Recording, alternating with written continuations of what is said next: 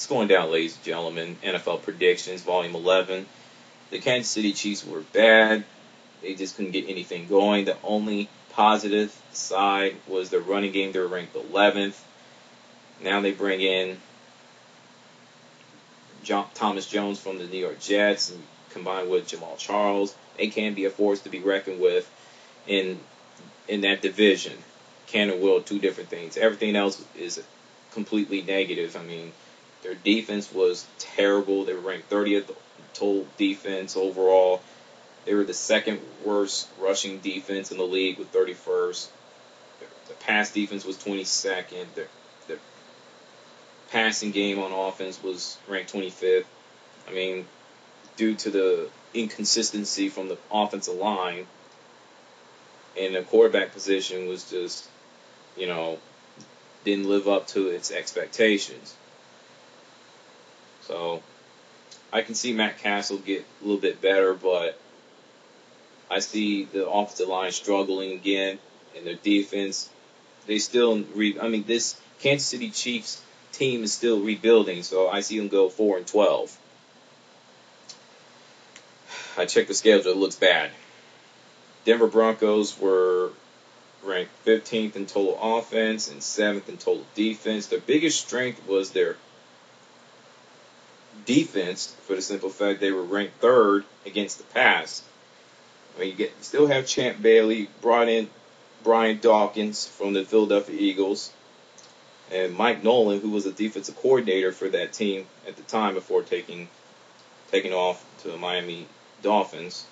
I mean, he did one masterful job. So, and the passing game was pretty good on the offensive side of the ball. Kyle Orton did what he's supposed to do. He didn't make any mistakes. He didn't make too many mistakes, so that's a good thing. Their biggest problem with the Denver Broncos, start hot in first half and go ice cold in the second half. They've done this more than once. 6-0 in the first half, win 2 games in the second half. If you want to contend for the AFC West division crown, you cannot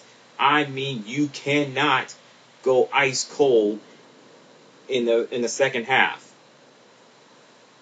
That it's just not going to work, let alone overall.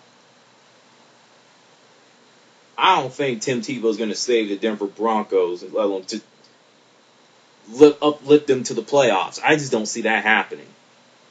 So, I mean, they just have too many question marks for the Denver Broncos now. Mike Nolan's gone. They shift off Brandon Marshall, the wide receiver. I mean, they're putting so much faith into Tim Tebow, and Kyle Orton's going to be looking over his shoulder. He got Brady Quinn on the left side, and he got Tim Tebow on his right. He's going to have to play extremely well, otherwise he's going to be riding the bench. 7-9 verdict for the Denver Broncos. Hey, Oakland Raider fans, how y'all feeling? Feel good? You still mad at me for picking your team to go 3rd place last year? Well, get over it. That was last year. 5-11. I was right. Now, y'all gonna love me for this one, and I'll tell you why. They were bad. They were bad last year. Let's don't get it twisted. They were ranked, good Lord, 31st in total offense and 26th in total defense. Good God. Their only positive was their pass defense. They were 7th. They're nasty. Everything else, they got to improve. And it's still negative, too. I mean, against, on the offensive side of the ball, 21st in rushing. And throwing the ball, oh, good Lord, 29th. Mm-hmm. I'll get to that quarterback position in a few seconds. And 29th against the run. That is just garbage numbers. Pick it up. Step your game up, Oakland Raiders. Now, Anytime you got Jamarcus Russell on your team, a.k.a. Purple Drank, a.k.a. I like to eat Twinkies, you're not getting anywhere. The team's going to lose confidence, because of one guy, and one guy only. They cut ties with him, and they brought in Jason Campbell.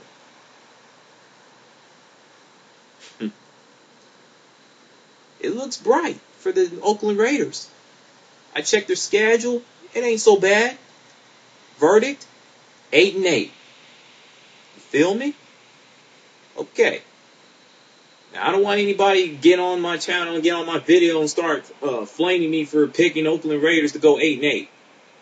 Predictions supposed to be fun. Don't take it as serious business, people. If I see any negative comment, I'm going to block you. Shoot. Somebody screaming bloody murder at me for it. Okay. San Diego Chargers. 10th overall offense, 16th in total defense. I mean, they're a really good team. I mean, Phillip Rivers is becoming an elite quarterback. I mean, 5th and throwing the ball, but they got to work on their running the ball. I mean, they're the second worst rushing second worst defense. They were the second worst rushing offense in the league, 31st. So they got to work on that. And their defense, they can improve. I mean, they were ranked 11th against the pass, 20th against the run. I could see them getting better in that department, but their biggest issue of them all is underachievement. I have never seen a team get so much hype being labeled as elite team in the National Football League and do so little in the playoffs, especially when you're the favorite to win a game at home last year against the New York Jets. Does anybody remember that game? If the San Diego Chargers continues to do this trend where they fly as a kite, they're high as a kite in the regular season, praising, toast up the town, toast up the NFL, and come playoff time, they crash and burn.